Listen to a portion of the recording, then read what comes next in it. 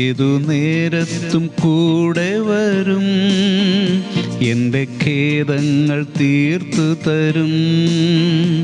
എത്ര നല്ല മിത്രമേശു, എനിക്കെന്നും മതിയായവൻ. വിശുദ്ധ ലൂക്കോസ് 10:29. അവൻ തന്നെത്താൻ നീതീകരിക്കുവാൻ ഇച്ഛിച്ചിട്ട് യേശുവിനോട്, എൻ്റെ കൂട്ടുകാരൻ ആര് എന്ന് ചോദിച്ചു.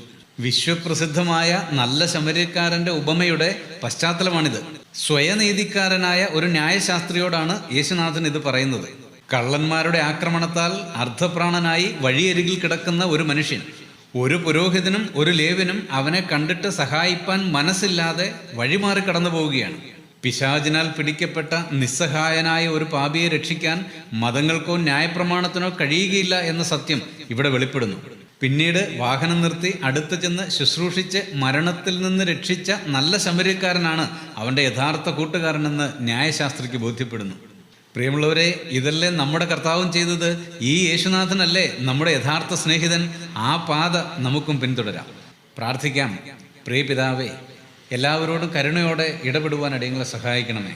നല്ല സ്നേഹിതന്മാരായി തുടരുവാൻ കൃപ ചെയ്യണമേ. യേശു ക്രിസ്തുവിൻ്റെ ധന്യനാമത്തിൽ തന്നെ, ആമേൻ.